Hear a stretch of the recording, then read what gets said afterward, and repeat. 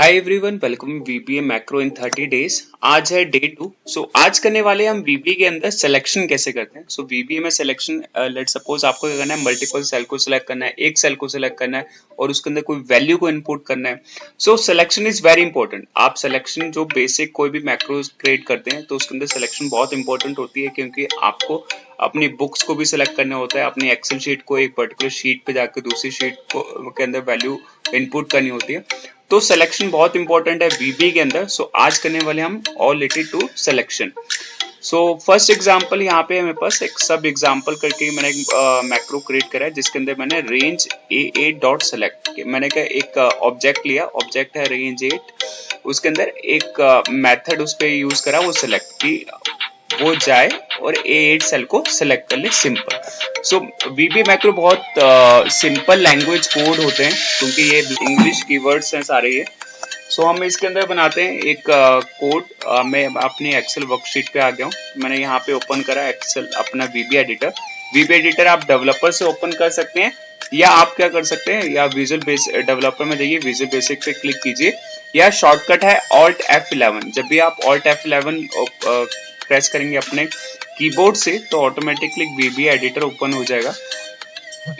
अब मैं यहाँ पे सिलेक्शन से रिलेटेड कुछ मैक्रोस क्रिएट करेंगे हम यहाँ पे।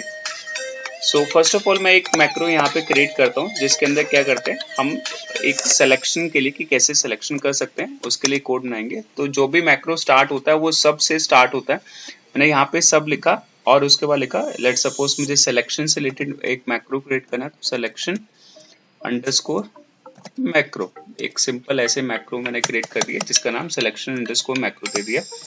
अब यहाँ पे बहुत सारी टेक्निक्स होती हैं जो सिलेक्शन के लिए। फर्स्ट सिलेक्शन मेथड देखते हैं हम यहाँ पे। सिलेक्शन के लिए आप यूज कर सकते हैं रेंज का, सेल्स का, और एक होते हैं एंगल ब्रैकेट्स, जिसके थ्रू हम क्या वैल्यू इनपुट करते हैं और पर्टिकुलर सेल के अंदर। तो ये तीनों मेथड हैं, तीनों के में से आप कोई भी यूज कर सकते हैं। लेट सपोज मैं फर्स्ट मेथड यहाँ पे यूज करता हूँ रेंज का। यहाँ पे मेंशन करता हूँ रेंज, देन मैंने कोई वैल्यू इनपुट करी। लेट सपोज मुझे A11 सेल को सिलेक्ट करना है। A11 डॉट सेलेक्ट, सिंपल है, सिंपल आपने डॉट सेलेक्ट लिख दिया। सेलेक्ट एक मेथड था, वो आपने उसे कॉल कर लिया। नेक्स्ट अगर मैं इसको रन करता हूँ, रन कैसे कर सकते हैं, F5 से कर सकते हैं, आप इस प्ले साइन पे क्लिक कर सकते हैं तो ऑटोमेटिक उसने A11 सेलेक्ट कर लिया। जैसे अब लेट सपोज मैंने सिलेक्शन चेंज कर दिया, अगर मैं इसे दोबारा रन करूंगा, देखिए आप ऑटोमेटिकली उसने A11 को सिलेक्ट कर लिया। नेक्स्ट एक और मेथड होता है सेल्स का। सेल्स के थ्रू कैसे कर सकते हैं, सेल के थ्रू आप सिंटेक्स कहता है रो इंडेक्स नंबर और कॉलम इंडेक्स नंबर। रो इंडेक्स नंबर मेरा होगा 11 नंबर, 11, और मुझे ये सेकंड जो नेम है सरताज, मुझे उसे सेलेक्ट करना है। मैंने यहाँ पे 11 मेंशन करा, कॉलम नंबर 2 और डॉट सेलेक्ट। अब इसको रन करते हैं। ये क्या करेगा, अब ये सेकंड कॉलम जो है उसके नेम को सिलेक्ट करेगा। पहले ये इसको करेगा A11 को, क्योंकि VBA के अंदर कोड एक सिस्टमेटिक, एक 1 by 1 स्टेप में चलता है। पहले सबसे पहले जो भी कोड होगा पहले वो एग्जीक्यूट होगा, उसके बाद सेकंड कोड होगा एग्जीक्यूट। फर्स्ट मेरा A11 को सिलेक्ट करा, देन उसने सेकंड कॉलम को यहाँ पे सिलेक्ट कर लिया। नेक्स्ट एक और मेथड है फॉर सिलेक्शन, वो है हमारे पास, जैसे लेट सपोज मुझे C11 सेल को सिलेक्ट करना है, तो मैंने कहा C11 और angle bracket close. Angle brackets में सिर्फ आपको अपनी वैल्यू लिखनी है, जहाँ जिस सेल को सिलेक्ट करना है वो लिखना है, और डॉट सेलेक्ट जैसे आपने करा और उसे रन करेंगे तो क्या करेगा, अभी सिलेक्शन जो है B11 है, मैं इसे एग्जीक्यूट करता हूँ तो अब इसने क्या करा, C11 सेल को सिलेक्ट कर लिया। ये तीन मेथड है, तीन मेथड में से कोई भी आप यूज कर सकते हो फॉर सिलेक्शन, ठीक है। अब क्या करते हैं, सिलेक्शंस के मेथड हो गए। अब सिलेक्शन के थ्रू हम कोई वैल्यू इनपुट करते हैं और वो देखते हैं वो कैसे होती है। With selection value, with selection put value into cell.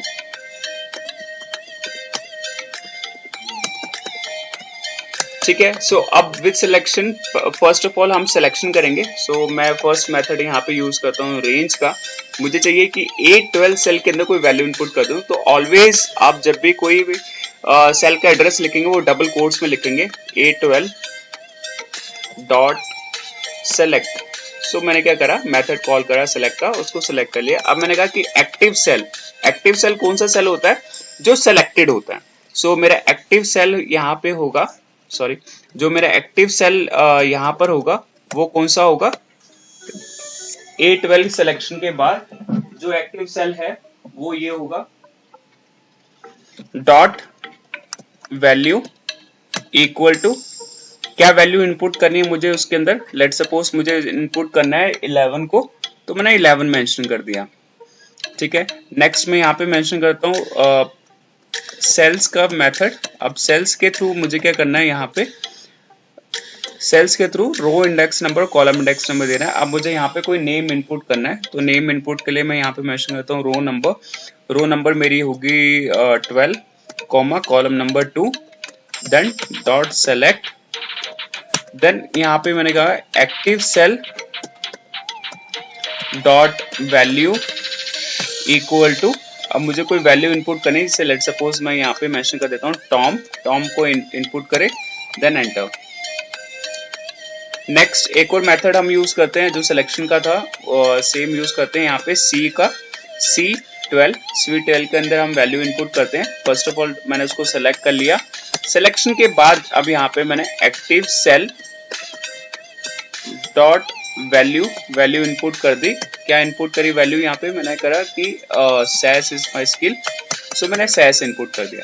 Next में कहते हैं कि इनपुट करें वहां पे डेट को। सो डेट को कैसे इनपुट कर सकते हैं, मैं सेम मेथड अबव वाला यूज कर रहा हूँ, यहाँ पे मेंशन कर रहा हूँ D12 को, D12 डॉट सेलेक्ट, D12 को पहले सेलेक्ट करा, देन मैंने यहाँ पे बोला एक्टिव सेल, जो मेरा एक्टिव सेल है dot value equal to date. अब मुझे कोई डेट इनपुट करनी है, तो डेट के लिए हम क्या यूज करते हैं, हैश का यूज करते हैं। तो मैंने हैश मेंशन कर दिया और एक डेट वहां पे इनपुट कर दी, ओपनिंग और क्लोजिंग हैश से होगी। ठीक है, और अब इसको एग्जीक्यूट करते हैं कोड को।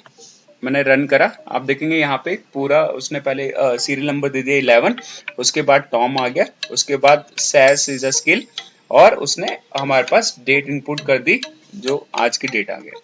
सो जब भी आप वैल्यूज को पुट करेंगे, फर्स्ट ऑफ ऑल हम सेलेक्ट करते हैं। अगर सिलेक्शन के थ्रू नहीं करना चाहते हैं, आप डायरेक्ट भी कर सकते हैं। आप डायरेक्ट कैसे कर सकते हैं, आप मेंशन कर सकते हैं रेंज, लेट सपोज अब जो नेक्स्ट वैल्यू मुझे इनपुट करनी है, यहाँ पे स्कोर करना है, तो स्कोर का जो सेल है वो है सॉरी E12 के अंदर मुझे स्कोर इनपुट करना है, तो मैंने यहाँ पे E12 dot value equal to 99। ठीक है, अब इसको रन करके देखते हैं, जैसे रन करा देखेंगे यहाँ पे 99 स्कोर आ गया। सो डायरेक्ट वैल्यू भी इनपुट कर सकते हैं और सिलेक्शन के थ्रू भी कर सकते हैं, बट सिलेक्शन के थ्रू हम प्रेफर करते हैं, क्योंकि आप डायरेक्ट वैल्यू कई बार इनपुट नहीं कर पाते हो। आप कहते हो कि मुझे एक सेल नीचे आना है, फाइंड करना है लास्ट सेल को, और उसके बाद वैल्यू इनपुट करनी है, तब ये सिलेक्शन मेथड हेल्प करता है हमें। डायरेक्ट वैल्यूज का भी यूज कर सकते हैं और सिलेक्शन का भी यूज कर सकते हैं as per the requirement. Formatting, अब फॉर्मेटिंग कैसे करते हैं सिलेक्शन के थ्रू, तो फॉर्मेटिंग करते हैं अपने इस पे, लेट सपोज मेरे पास ये डेटा है, अब मुझे इस डेटा पे कुछ फॉर्मेटिंग करनी है। तो ये मेरा VB एडिटर है, नीचे आते हैं हम यहाँ पे, और यहाँ पे एक मैक्रो क्रिएट कर देते हैं। मैं यहाँ पे मैक्रो क्रिएट कर रहा हूँ, सब फॉर्मेट, सिर्फ फॉर्मेट ऐसे एक मैक्रो क्रिएट कर रहा हूँ मैं यहाँ पे, और रेंज को सिलेक्ट कर रहा हूँ। सो अब रेंज मुझे क्या है, मल्टीपल रेंज सिलेक्ट करनी है मुझे। पहले फर्स्ट ऑफ ऑल हेडर्स को कलर करना है, सो मैंने ये सिलेक्ट करा A1 कॉलन E1, ये पूरा कॉलम सेलेक्ट करा, dot select, then enter. Now selection, जो सिलेक्शन है डॉट इंटीरियर कलर, सो जो सेलेक्ट है उसका इंटीरियर कलर जो क्या कर दे, interior dot colour equal to RGB dark blue, एक डार्क ब्लू कलर कर देते हैं उसके अंदर। ठीक है, आप देखेंगे ऑटोमेटिकली उसके जो हमने स्मॉल में लिखा था ऑटोमेटिक वो कैपिटल में हो गया, क्योंकि as per this code is correct. अगर आपका कोड करेक्ट नहीं होगा तो ये इसको स्मॉलर में रहने देगा। ये ऐसे आप आइडेंटिफाई कर सकते हो कि आपने कोड सही लिखा है या नहीं लिखा है। अब इसको रन करके देखते हैं कोड को। देखिए मैंने कोड जैसे रन करा उसने क्या कर दिया, कलर पूरा चेंज कर दिया। तो सिलेक्शन, मल्टीपल सिलेक्शन ऐसे कर सकते हैं आप, पूरा पूरा रेंज यहाँ पे मेंशन कर दो A1 से E1 और उसको सिलेक्ट कर लो।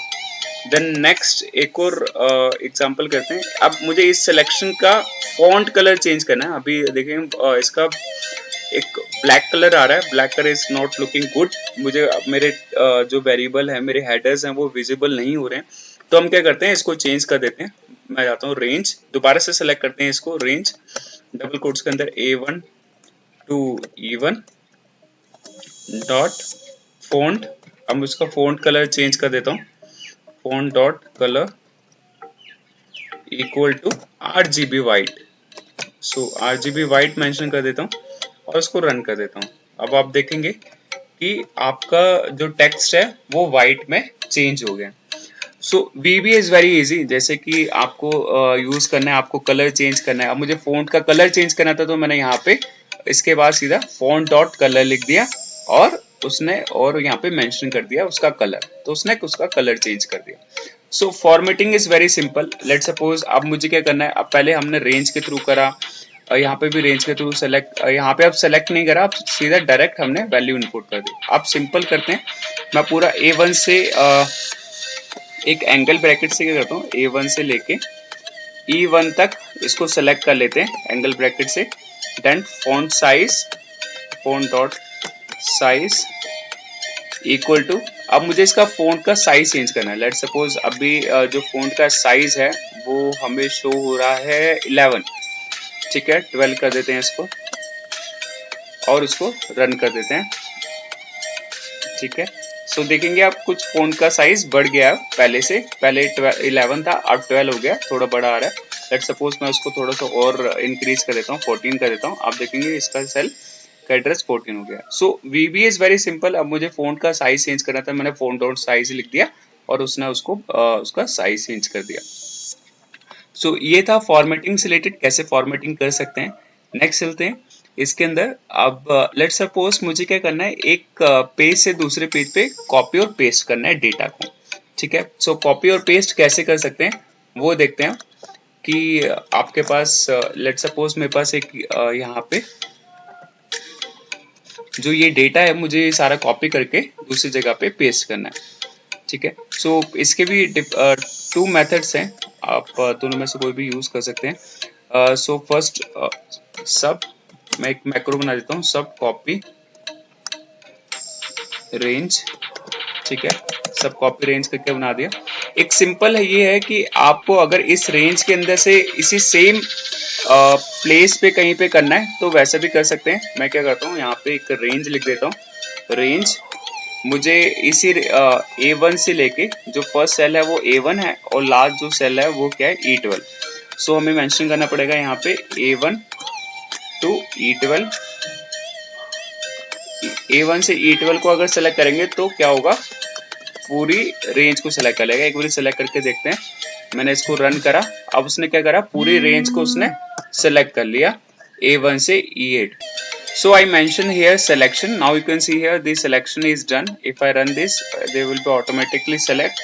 Now my selection done. Now let's suppose same code I'm using here, range selects from A1 to E12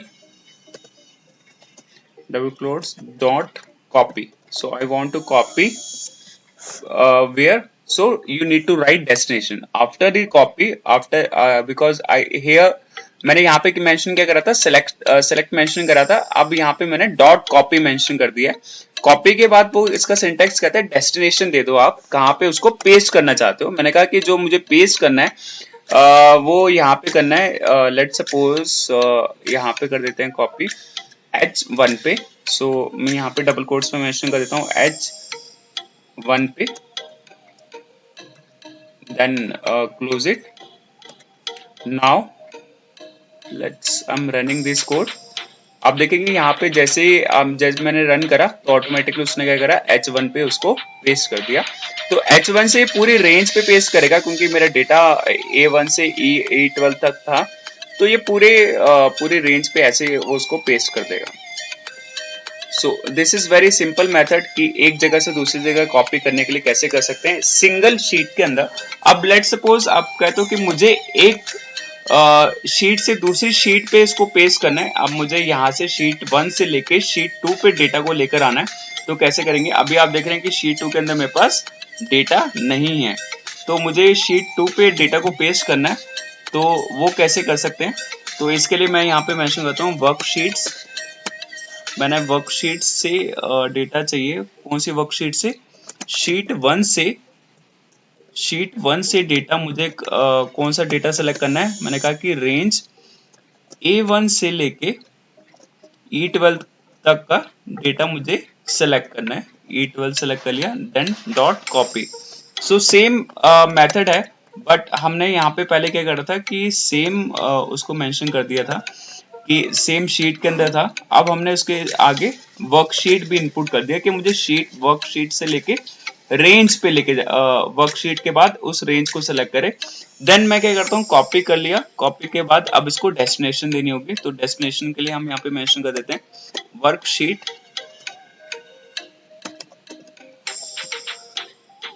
कौन सी शीट पे पेस्ट करना है? मुझे पेस्ट करना है शीट 2 पे, तो मैंने शीट 2 का एड्रेस दिया, शीट 2 डॉट रेंज। कहाँ पे पेस्ट करना है? मुझे रेंज पेस्ट करना है A1 पे, तो A1 मेंशन कर दिया और उसे क्लोज कर दिया। ठीक है, आप इसको ऐसे भी मेंशन कर सकते हो। कॉपी करने के बाद आप उसको ऐसे रेंज दे सकते हो। ठीक है, अब इसको मैं रन कर देता हूँ, यहाँ पे एग्जीक्यूट कर देते हैं कोड को। ठीक है, कोड एग्जीक्यूट हो गया। शीट 2 पे जाते हैं, आप देखेंगे यहाँ पे हमारे पास डेटा आ चुका है, सेम एग्जैक्ट डेटा जैसे वहां पे था शीट 1 से शीट 2 पे पेस्ट हो गया। तो सिंपल मैक्रो है कॉपी करने के लिए, एक जगह से दूसरी जगह पे आप डेटा कैसे कॉपी कर सकते हो with the help of the macro. आप ये अपनी डेली लाइफ में अगर कुछ ऐसा काम करते हो तो वहां पे उसको यूज कर सकते हो, और ये बहुत हेल्पफुल है। सिर्फ एक बटन क्लिक से आप डेटा को मूव कर सकते हो। ठीक है, अब यहाँ पे एक बटन भी बना देते हैं, जैसे कि हमने अभी ये मैक्रो क्रिएट कर दिया है, तो मैं एक बटन बना देता हूँ जिससे आप जब भी क्लिक करेंगे ऑटोमेटिकली डेटा आपका शीट 2 पे चला जाएगा। सो मैं यहाँ पे आता हूँ शीट 1 पे, और डेवलपर में जाके डेवलपर टैब के अंदर हम इंसर्ट पे क्लिक करते हैं। देन फर्स्ट बॉक्स से ही आपका बटन, इस पे इसको सेलेक्ट करा। देन यहाँ पे एक बटन हमने बना दिया, और हमारे मैक्रो का नाम था इसका कॉपी रेंज। ठीक है, मैक्रो का नाम दे दिया कॉपी। अब इसको एक बार एग्जीक्यूट करके देखते हैं कॉपी को। ठीक है, हमने कॉपी पे क्लिक करा, अब देखेंगे ऑटोमेटिक शीट 2 पे हमारे पास डेटा आ चुका है। सो ये एक बहुत इजी मैक्रो है, ये आप अपने डेली लाइफ में यूज करके इसका कॉपी पेस्ट के मेथड को यूज कर सकते हो। नेक्स्ट, ठीक है, तो अब नेक्स्ट इसमें आते हैं, हमारे पास है finding the end of the list. मुझे फाइंडिंग करनी है and of the list with the selection method. तो वो कैसे कर सकते हैं वो देखते हैं इसके अंदर, कि कैसे हम लास्ट सेल को फाइंड कर सकते हैं with the help of the VBA। So let suppose मेरे पास ये डेटा है। अब मुझे क्या करना है, जो एक लास्ट वाले सेल पे आना है यहाँ पे, और यहाँ पे एक वैल्यू इनपुट करनी है 12। 11 तक मेरे पास डेटा है, 12 में मुझे डेटा इनपुट करवाना है। तो वो कैसे कर सकते हैं? फाइंड लास्ट सेल कैसे फाइंड कर सकते हैं अपने VBA मैक्रो में, इन VBA मैक्रो थ्रू एक्सेल के अंदर। सो यहाँ पे मैं एक मैक्रो क्रिएट करता हूँ, सब लास्ट वैल्यू फाइंड। ठीक है, मुझे लास्ट वैल्यू फाइंड करनी है। सो मैंने फर्स्ट ऑफ ऑल क्या करा, अपने रेंज को सेलेक्ट कर लिया। रेंज मुझे A1 से लेके, A1 is my home cell, so A1 से लेके डॉट सेलेक्ट किया, और अब क्या करा, एक्टिव सेल मेरा A1 सेलेक्ट हो गया है। मैंने क्या करा, active cell dot end, then उसके बाद करा यहाँ पे एक्सेल डाउन, यहाँ पे एक्सेल डाउन करा dot select, excel down dot select कर दिया, तो मेरे पास डेटा मेरा सेलेक्ट हो गया। ठीक है, देन आप यहाँ पे क्या करते हैं, एक्टिव सेल डॉट ऑफसेट। अब मुझे ऑफसेट करना है, ये क्या करेगा, एंड एक्सेल डाउन कर देगा, A1 से यहाँ पे आ जाएगा, ठीक है, मुझे एक और सेल नीचे जाना है, देन वैल्यू इनपुट करनी है। तो अब आपका कर्सर यहाँ से यहाँ पर आ चुका है 11 पे, आपको उसको नीचे लेके जाना है, तो इसके लिए क्या करेंगे, ऑफसेट का यूज करेंगे। सो ऑफसेट 1,0, दैट मीन्स कि एक रो नीचे जंप करे, कॉलम कोई जंप ना करे। डॉट सेलेक्ट कर लिया मैंने यहाँ पे। देन एक्टिव सेल, अब जो मेरा एक्टिव सेल है उसके अंदर कुछ वैल्यू इनपुट कर रहा हूं मैं। Active cell dot value equal to 12। ठीक है, एक्टिव सेल के अंदर मुझे ये वैल्यू इनपुट, और अब उसको रन कर देते हैं। जैसे रन करा आप देखेंगे यहाँ पे आप बस 12 की वैल्यू आ गई। तो ऐसे हम क्या कर सकते हैं, एक्टिव सेल वैल्यू को फाइंड कर सकते हैं। एक्टिव सेल क्या है आपका, जो last end of the cell क्या है, और उसके अंदर हम वैल्यूज को ठीक है guys, thank you for the day 2।